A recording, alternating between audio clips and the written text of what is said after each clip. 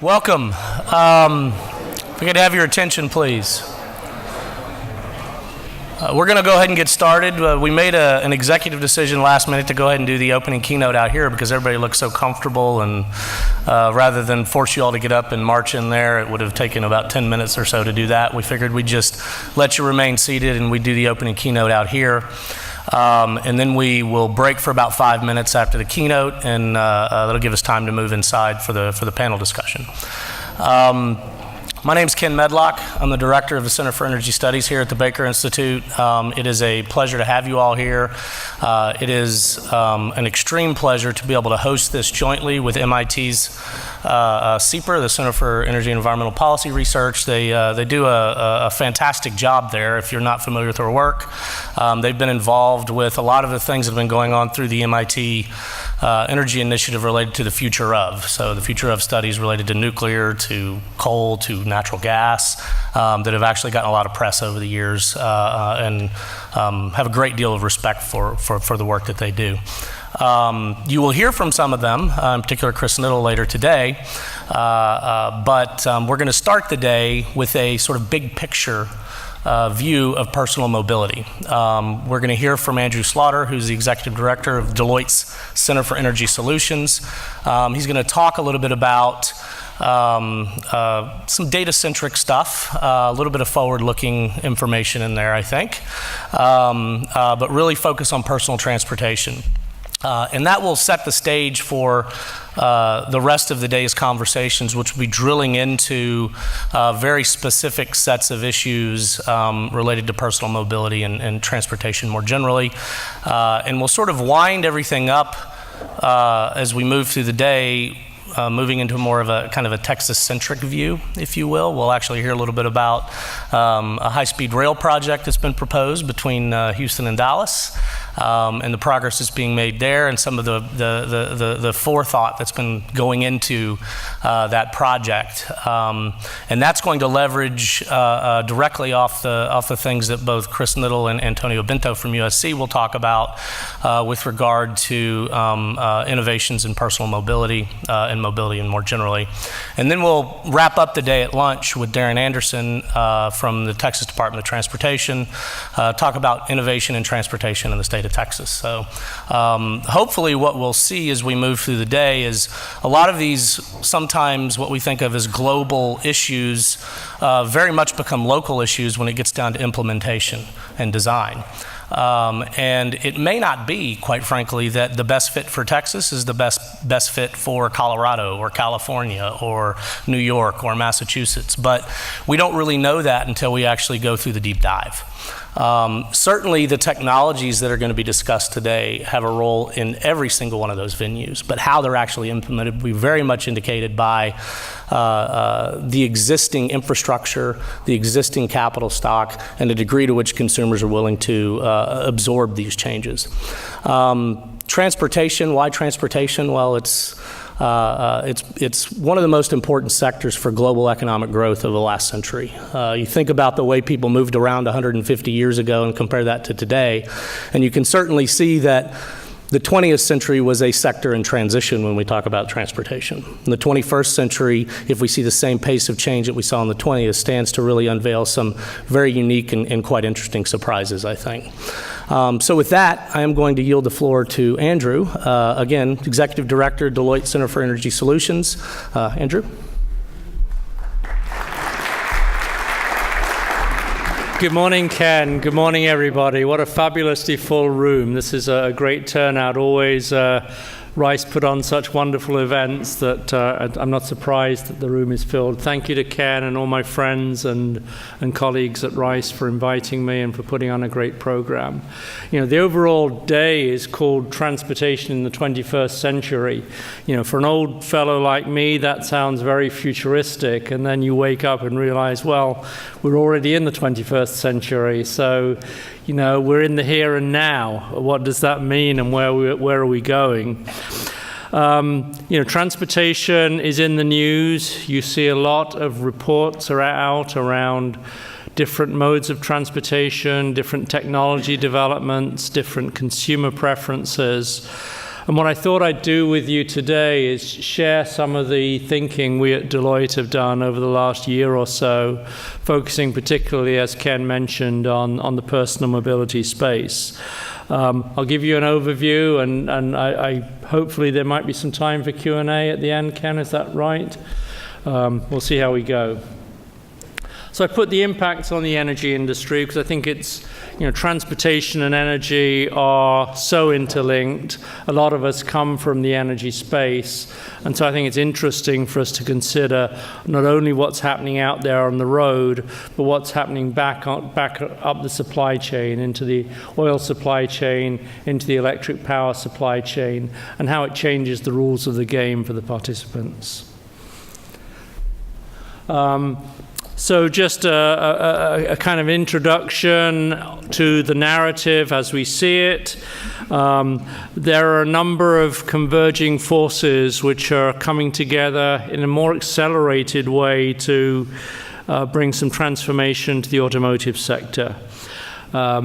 A lot of these have been in gestation and development for many years. It's hard to say there's something completely new, but the convergence of technologies, preferences, and industry structure is actually setting the ground for a new personal mobility landscape.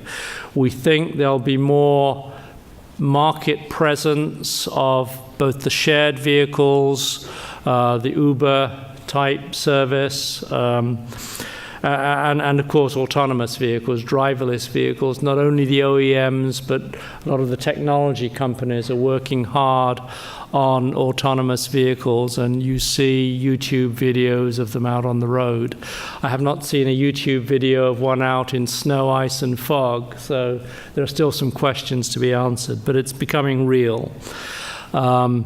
The impacts of this cross many industries, and I'll touch on not only the implications for the energy industry, but I'll touch on some of the other sectors which are impacted by this. These forces, you could begin from the starting point that they're technology neutral, whether it's ride sharing or autonomous. They don't dictate a drivetrain technology, but there are a number of pieces of the puzzle which look like electric vehicles are favored in that world, and I'll touch on those. And so then I'll finish up with a quick run through of some thoughts about what that means for the power sector as they get basically a new source of electricity demand when traditional electricity demand has been flat in the US for a number of years. And then, of course, in the oil and gas sector, where there is clearly a risk of demand erosion as electric vehicles come into the fleet. So let's move on. You can leave now if that's enough for you. That's basically the story I'm going to tell. So let's start by running through what some of these forces are that are driving this change. Clearly, powertrain technologies. I remember 15 or 20 years ago, fuel cells were the car of the future, hydrogen fuel cells. They're still potentially in the mix, but batteries were already being developed. There were small startup battery companies even 20 years ago. And technology has moved on, basically bringing options into the drivetrain space. We're not absolutely tied to internal combustion engines anymore. Against that, of course, you also have continuous improvement in efficiency and performance of internal combustion engines. So it's a very dynamic world. But basically, these technologies bring more choice for users and bring more choice for manufacturers. Lightweighting is clearly a big factor. And it's not just lightweighting materials in the vehicle, but it's lightweighting in a way that doesn't compromise safety. So building in buffer zones, building in crumple zones around a vehicle is very important to bring the confidence of the consumer that lightweighting is viable. But what it does, it basically reduces the strain on the power system, and those developments are happening. Connectivity is ubiquitous in all our lives. The vehicle is no exception. And so the connectivity that you can get from satellite navigation, from tracking vehicles on the road, vehicle-to-vehicle connectivity, is something which is a real enabler in terms of smart vehicles, connected vehicles, and autonomous vehicles. The emergence of sensors and IoT and communications at lower cost can really drive this into the market.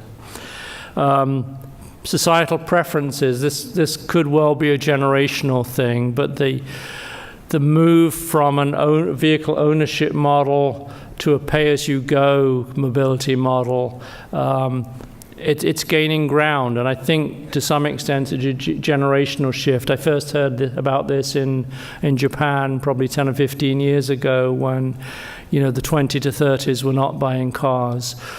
Uberization has accelerated that, and I think we are at the beginnings of a move where paying for mobility as a service rather than an ownership model becomes more important.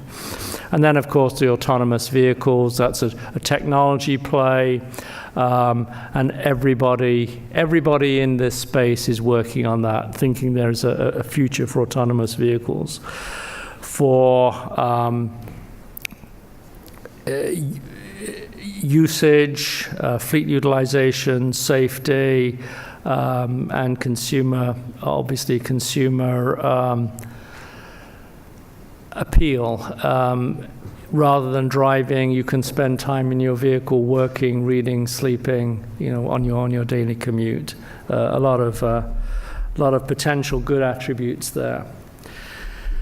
Now, there are, depending on who you talk to and what you read, there are some pretty different views around there of the scale and the timing of this transition. You can see headlines, the oil industry will be dead by 2025. Everybody will be driving electric or autonomous vehicles. That's the disruptive view. There's the evolutionary view, which says, we have a huge stock of vehicles. It takes time to turn over. It takes time to build consumer acceptability of new modes of transportation and new technologies. This will be more incremental. The truth is, we don't know. The truth is, we see these trends accelerating. Certainly over the last 3 to 5 years, they're accelerating. Can they accelerate fast enough to totally disrupt the industry in 10 or 15 years? It's possible, but it's a high mountain to climb. The disruptors can look back, for example, at the transition from the horse and buggy economy of the 1890s to the motorized economy of the 1910s.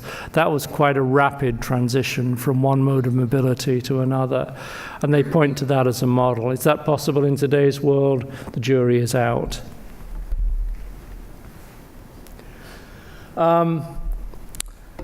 Looking at the patterns of mobility that can emerge, basically we've organized this into 4 worlds, if you like. These are not 4 scenarios which are mutually exclusive. These can all coexist in different geographies, in different contexts, for different uses. Along the x-axis, you have the ownership, who owns the vehicle. Is it personal? Is it shared? On the y-axis, you have who drives the vehicle. Is it a human or is it the software? And so in these 4 quadrants, quadrant 1 is really an incremental development of where we are now. Personally owned, driver-driven vehicles. It's the dominant model. There'll be smarter cars, more efficient cars, but essentially it's what we would recognize today. Moving over to the right to quadrant 2, that's kind of the Uber model. So shared transportation, pay-as-you-go, mobility as a service, but driven by a human, clearly. Over up on the left-hand side, personal ownership. Clearly, you own a vehicle, but you own your own autonomous vehicle, so you get the benefits of using it absolutely when you want to use it, but not having the risks and hassle of driving the vehicle. And the fourth quadrant is shared autonomous, which will be an Uber-like model with autonomous vehicles. And that, I guess, is the most radical departure from the current state. And what we say, as I mentioned, is that these four types of mobility certainly can, probably will coexist, whether you're talking about city driving, commuting, rural driving, weekend getaways, all have their place. So how do they play out in terms of pace and in terms of dominant? I don't think there will be a dominant form. I mentioned earlier that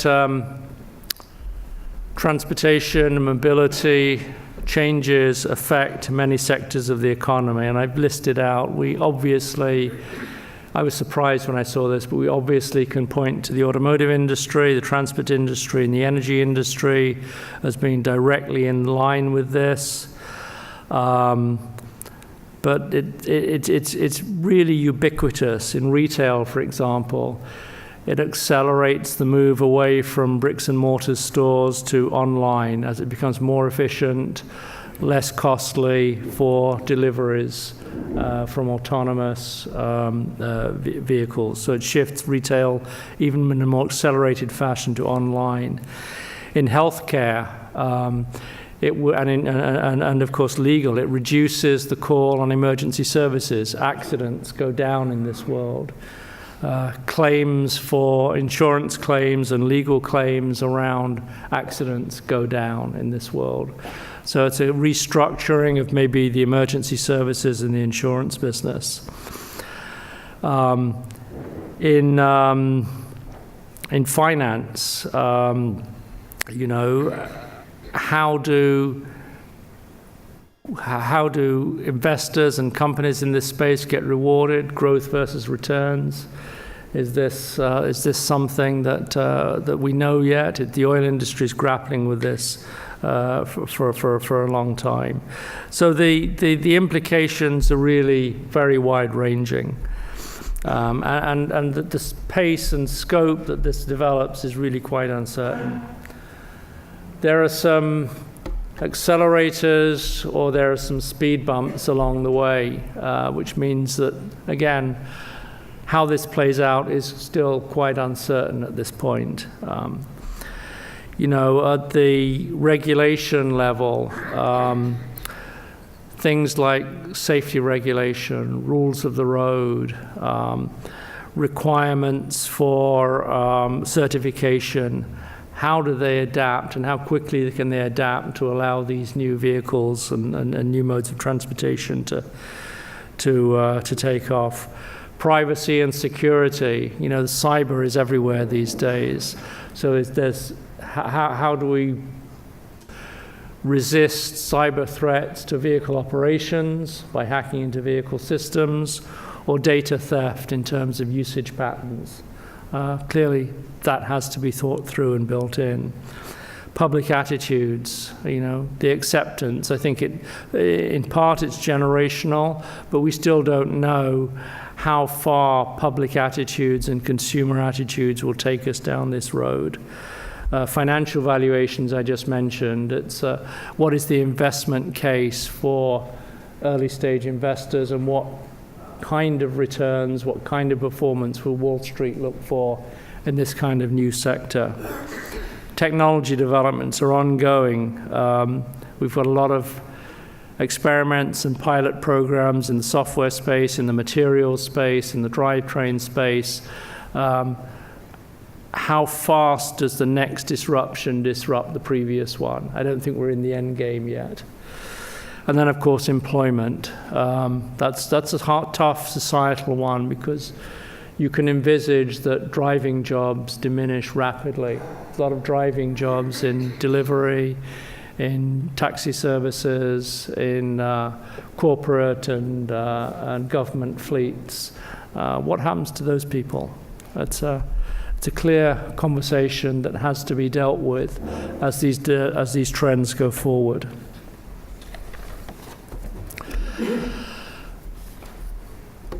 We think that everything we're talking about here points to a more dominant role for electric vehicles relative to the other alternatives. And we're not saying that internal combustions go away. We're not saying that fuel cell vehicles will never get developed, because I think there's probably not a winner-takes-all scenario in this.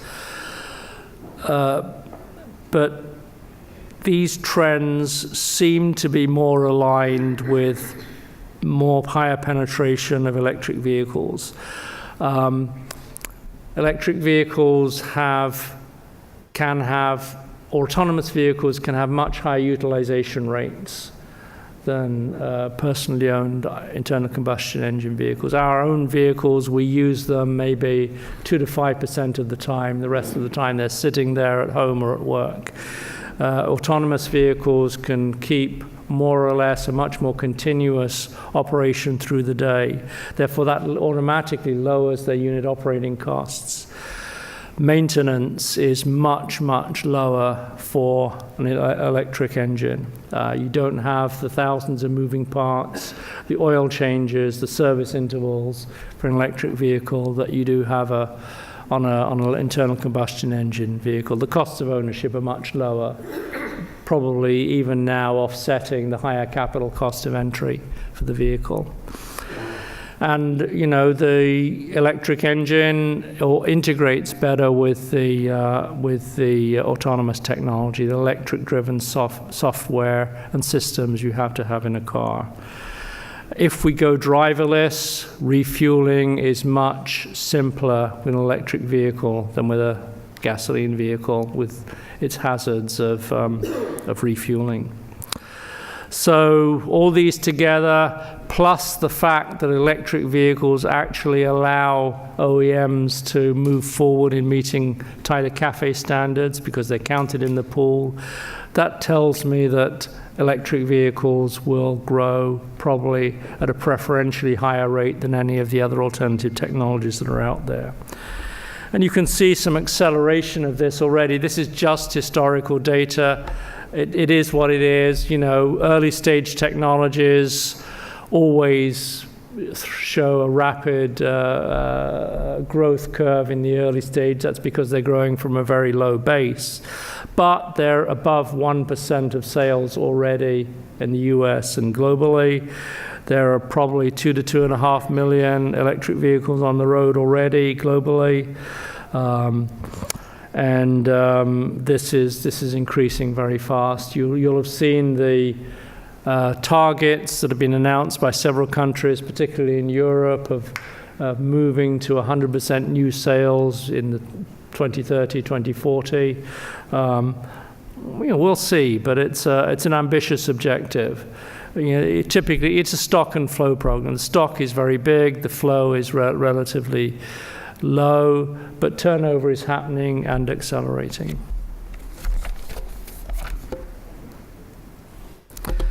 And of course, because it's such an uncertain world, projections are all over the place, and I couldn't pick one. Forecasting is a fool's game.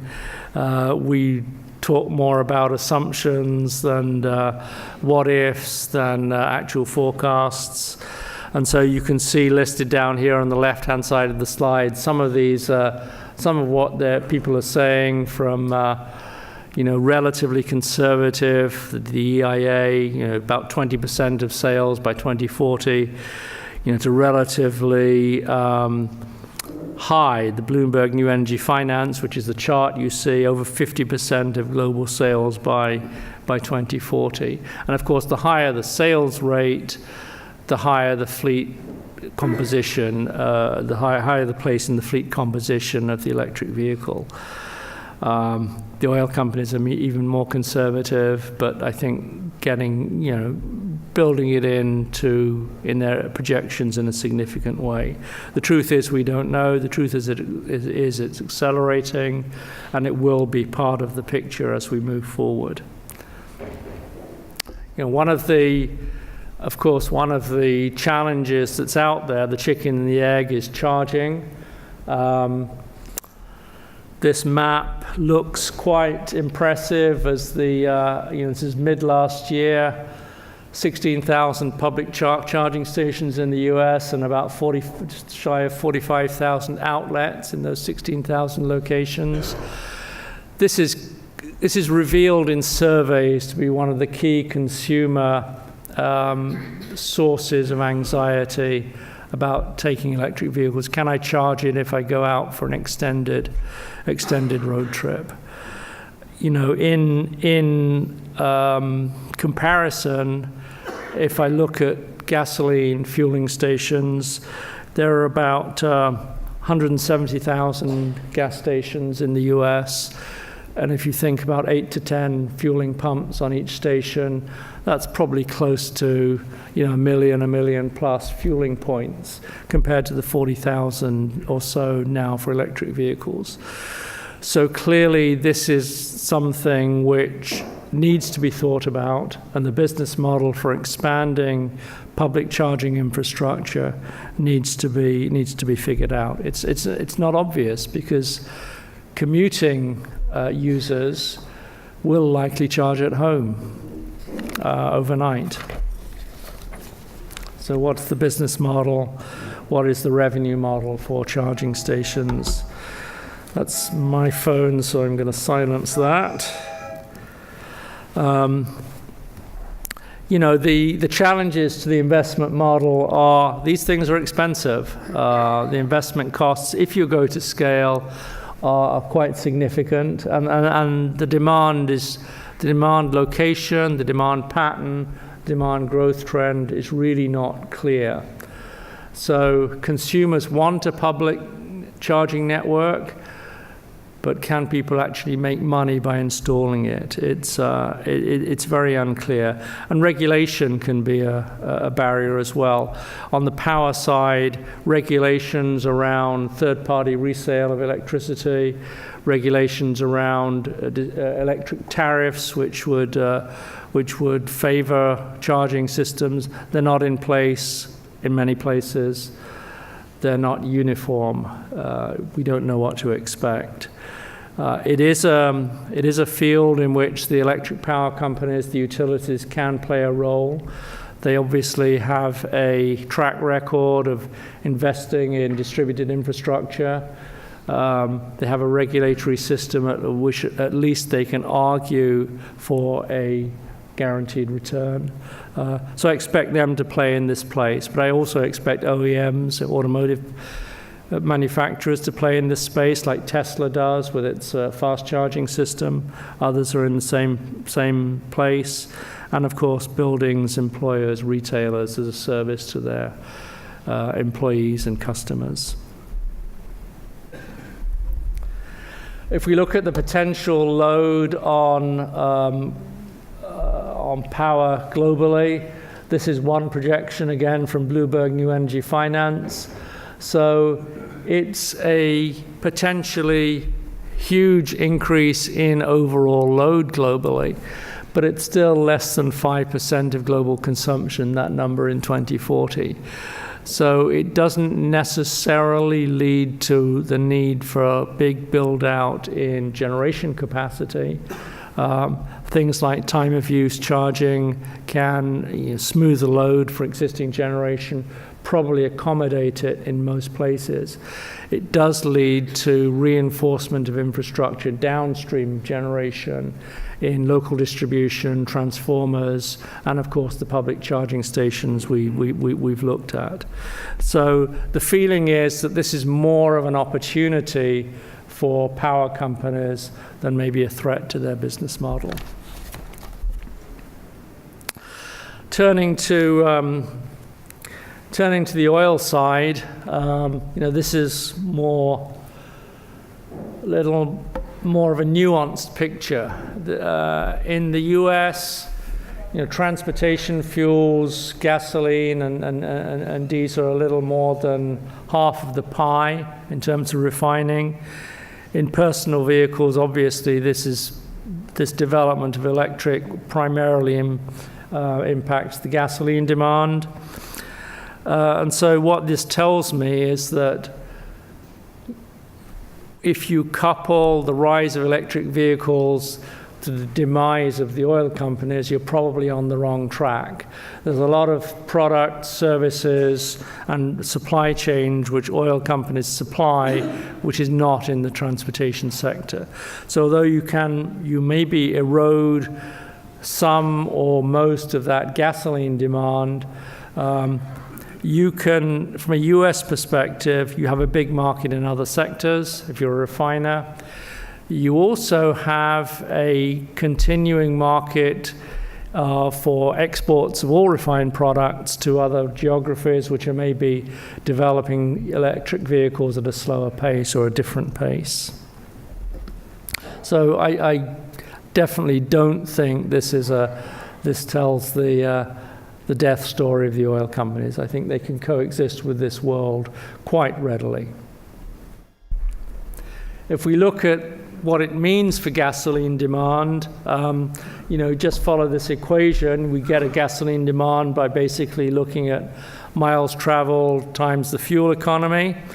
And so the miles traveled part of the equation, the questions are really how much does adoption of electric vehicles increase or change miles traveled?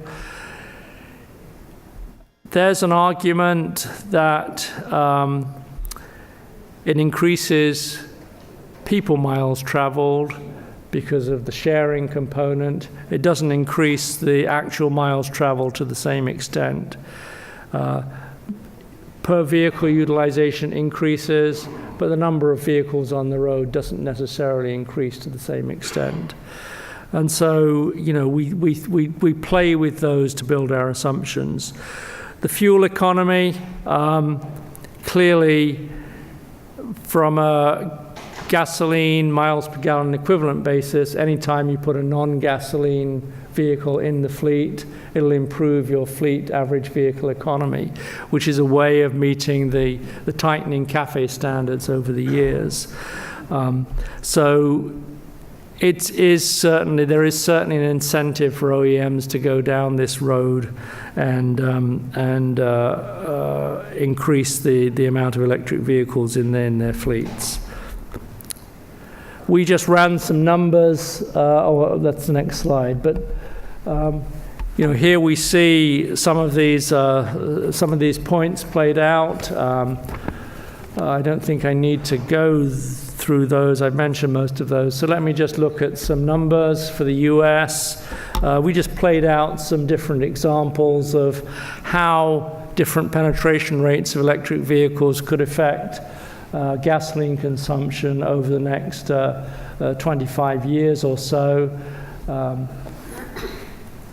The EIA outlook is the second one down, so they're looking at an erosion of a couple of million barrels a day.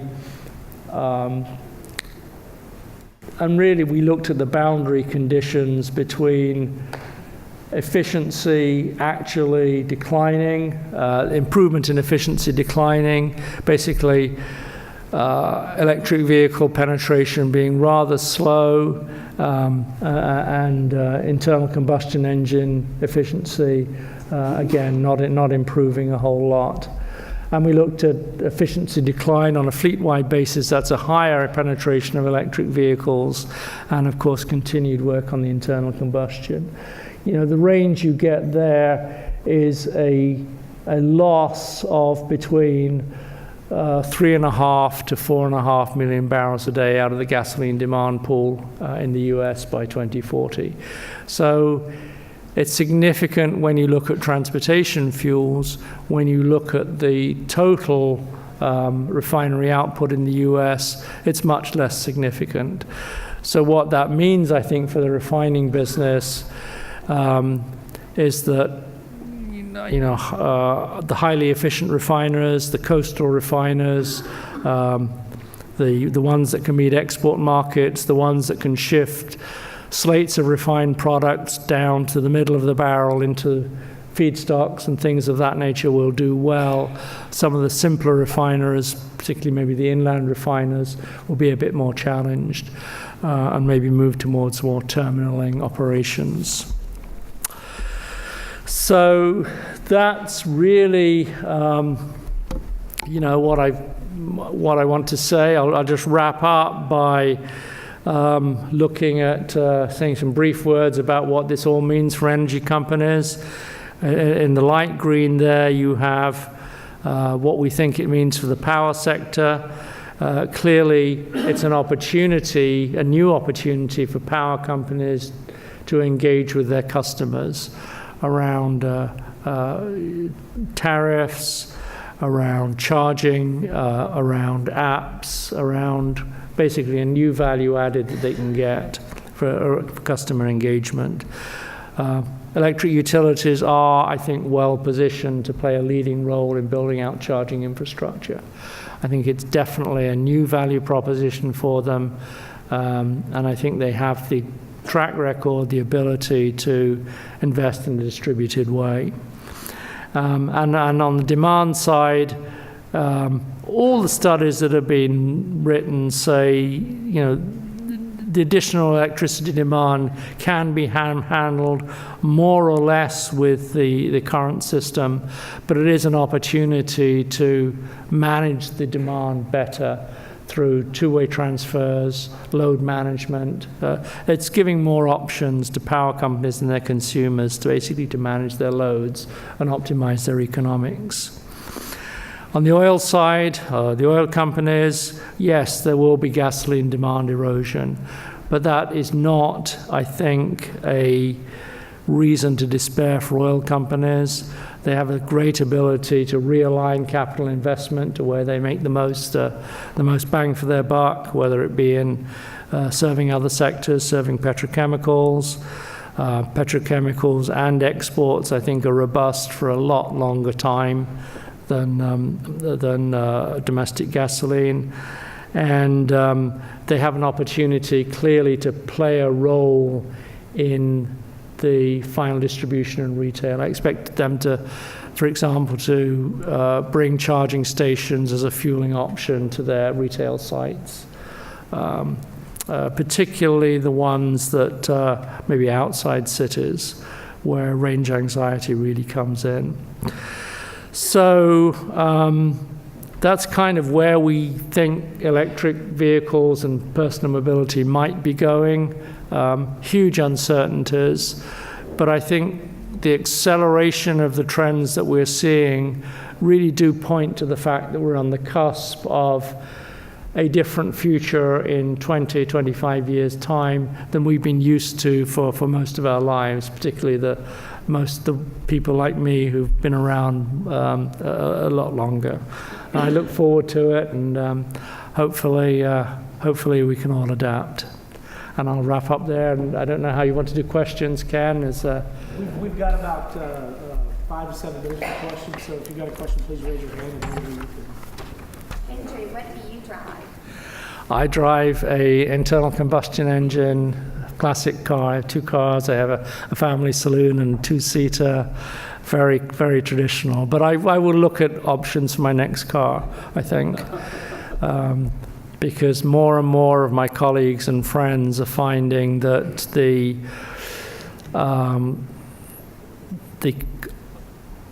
cool factor in electric vehicles plus the cost of ownership, the cost of operation is actually quite an attractive package.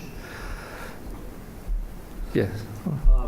So you didn't talk about this sort of relates to something you didn't address exactly, but here in Houston, we're going to spend in and around Houston, we'll spend around $20 billion on highway expansions over the next decade. Yep. And we're all going to get to pay for those. Yep. Mostly by borrowing money. How do you think about that sort of investment, given it's an asset that's going to last 30, 40, 50 years as opposed to a vehicle which is maybe a 10-year asset? Yeah. So what autonomous vehicles do is they allow you to use space on the road more efficiently, clearly, because they'll keep safe space around each vehicle, but allow them to be closer together and still flow. So from that perspective, you're making more efficient use of what you have. However, it also brings more usage into the pool. So it's offset by the fact that people now who don't necessarily have access to personal transportation, the elderly, the infirm, those types of people who are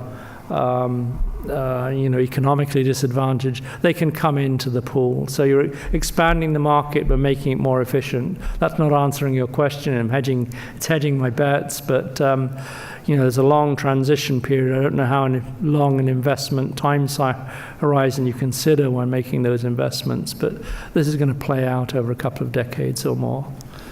Yes, at the back now.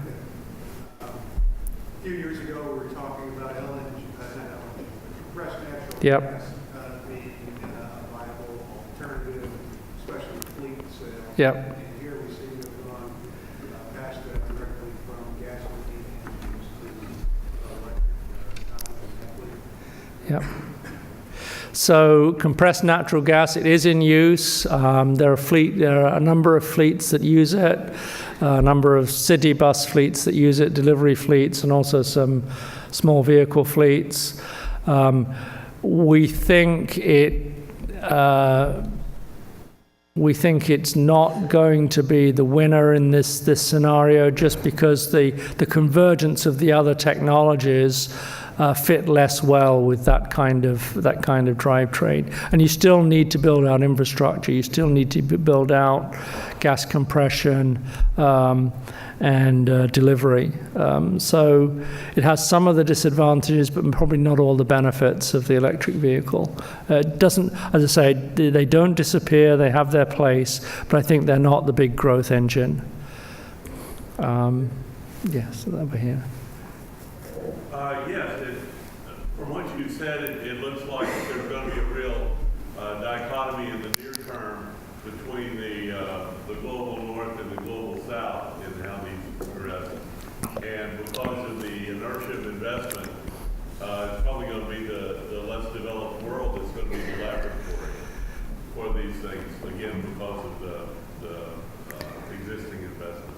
As long as you're talking about moving people on pavement. I'm not sure I quite followed the question. No,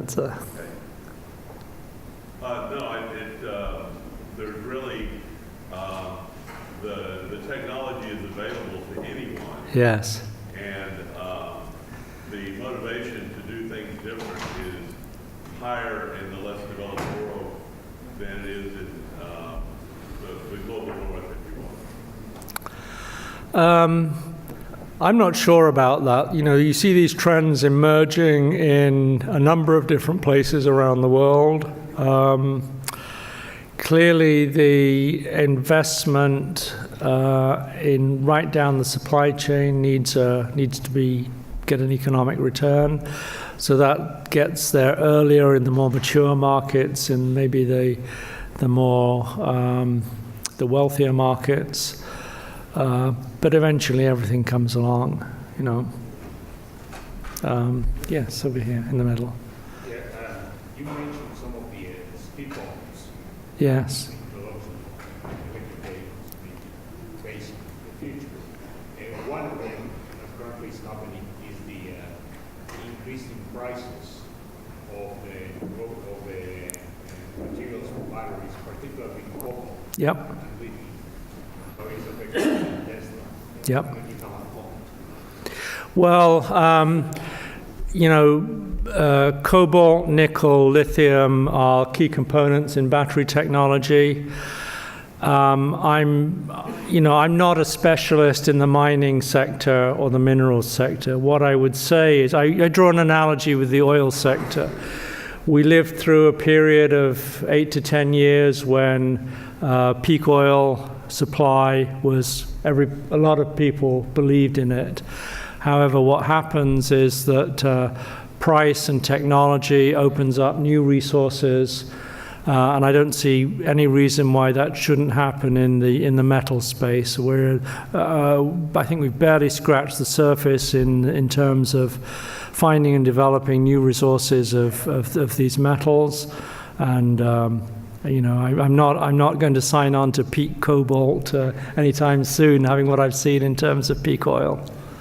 Yes, over here. I think there was two things I didn't hear you say anything about. One is the individual cost of somebody to have the capability of doing the resurfacing electrically, because the electric power has to be there. And the other one is, I was riding when I was over in Italy, a car that had very nice performance. It had electric power and also had its own internal combustion engine there. And he said he rarely had to charge it because the engine was charging the battery up all the time. Yeah, that's the hybrid model, yeah. Yeah, hybrid, like this. You didn't say much about that. No, I mean, hybrids were kind of first in the market. The Toyota Prius was the kind of the pioneer in that space. So yes, what happens, you have a battery and you have a gasoline engine, and basically it repowers as it goes. I think the disadvantage of that, it's more complex and costly to manufacture because you have to have two different drivetrain technologies. And you still have all the disadvantages in terms of maintenance of much more complex piece of machinery and for an internal combustion engine part. There are thousands of components in an internal combustion engine. You have to have, brake pads, specialist oils, filters, all sorts of things. You have to take your car in basically every 3 to 6 months for a complete service. That doesn't happen in electric power. The number of moving parts is very small. You don't have, lubrication. The cost of ownership in terms of maintenance is much lower. How about the cost of installing your supply of electrical power to return? There are various options, and clearly one option is to use your power supply, your domestic power supply. That takes a long time, quite honestly. But if you have a short commute and you can recharge overnight, it's viable. There are more powerful charging systems available, which can run into the several $1,000s. But again, as the industry builds scale of manufacturing, scale of delivery, those costs ought to come down. And all the numbers we've run say even with that expense, the total cost of ownership in terms of operating those vehicles is much lower than an internal combustion engine.